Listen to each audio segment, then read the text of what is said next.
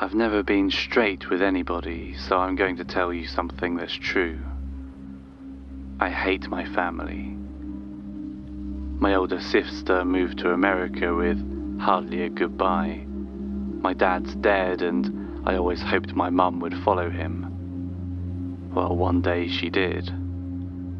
She left behind a crapload of money and a 6-bedroom house set outside the city, and with a stream running beside it. My dad had left her £2 million fortune, enough for her to live on with change, especially since she was too much of a skinflint to spend any of it. Now she was dead, the house and money sat there. I didn't expect to see a penny. Me and my mum had always hated each other. We didn't have little spats, we had a full-on feud, and growing up my cheeks would always be red from where she'd slapped me. Sometimes she did it backhand and cut my face with her engagement ring. Yeah, we hated each other. It never got better when I matured, and she didn't mellow with old age. She just got more and more spiteful. By the time she died, we'd gone 5 years, 6 months and 3 days without speaking. To some extent, I sympathized with her. She'd had a hard life. My dad spent 4 nights a week out of the marital bed and used to call her ugly and wouldn't let her have self-esteem. It was a depressing marriage. Then there was my younger sister. She was 10 years my junior, and from the minute she was born, she was the favourite.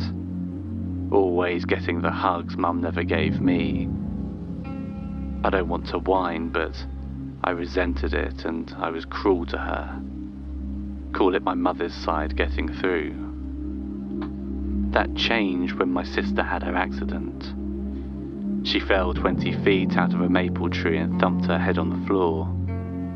They said when they found her, blood trickled out of her ears, and she was already comatose. She's never woken up. I told you I didn't expect a penny from the will, so you can imagine my surprise when our family lawyer told me I was the sole heir. He was surprised too.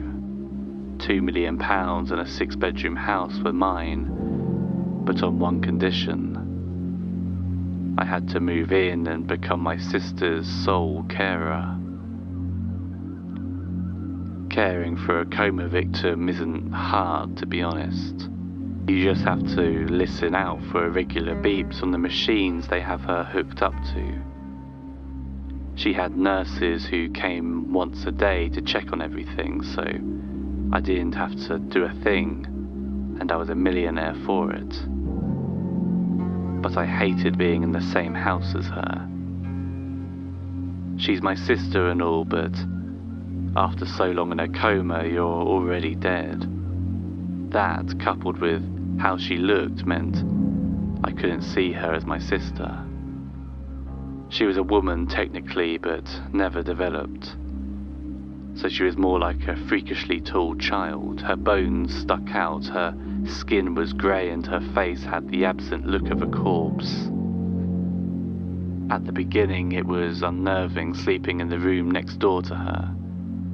I'd lie in bed trying to sleep, but all I could think about was her on the other side of the wall, immobile and mute. One night, she scared the hell out of me. I was stretched out on my bed, lights off, the house was silent as ever. I heard a bang from my sister's room and something clattered to the floor. I thought she'd fallen out of bed, like maybe the nurse had left her in a funny position. I ran in her room, but she was laid down like always, staring absently at the ceiling. On the other side of the room, a photo frame was on the floor.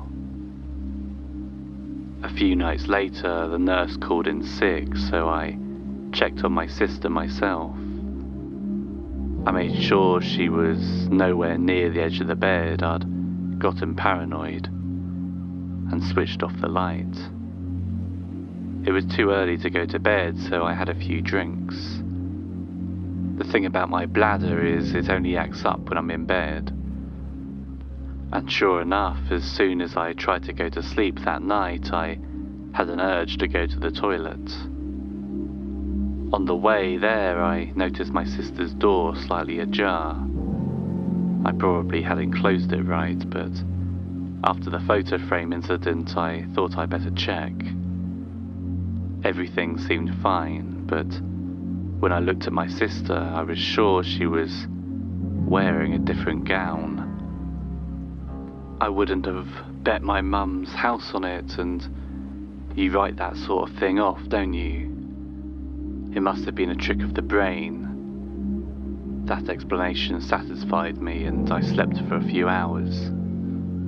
But the next day had me doubting myself again. The nurse was well enough to visit again the next night, and she did the usual checks. Before she left, she grabbed me for a word. "I'm sorry about last night," she said. "It was short notice, but you did a great job." "It was nothing," I said. "No, you were great. I didn't think you'd change her clothes and everything." That got my attention. I didn't press it because the nurse would never believe me. But you can bet I didn't sleep easy from then on. Every reasonable explanation ran through my head. Did I change them and forget? Was the nurse mistaken? I didn't have a clue. All I know, I never went in my sister's room unless I could avoid it. A few weeks later, I didn't have a choice.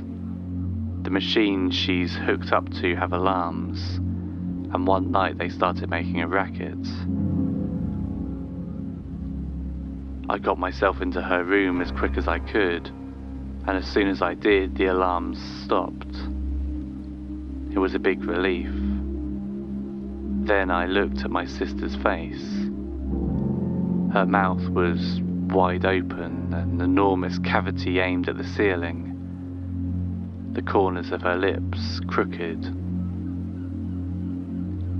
They said it was just a reflex, but as much as I wanted to buy it, I still moved my bedroom to the other side of the house as far away as I could. I'd heard noises every night, scaring the crap out of me every time.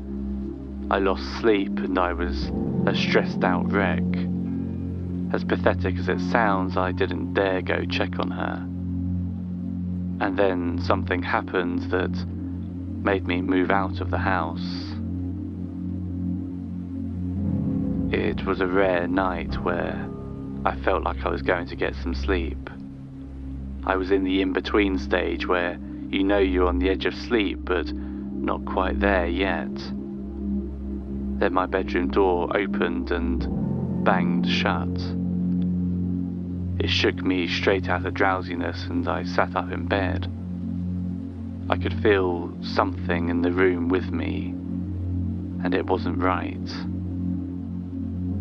On the floor beside me, lit in the moonlight, was my sister, her body rigid and her mouth wide open, her face pointed at mine.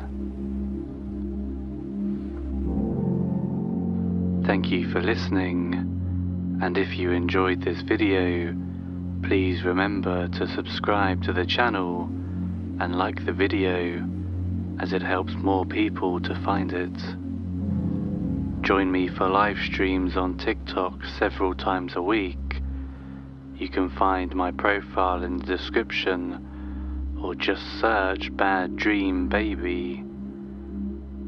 And if you'd like even more content, consider subscribing to my Patreon account, linked in the description. Until next time, good night.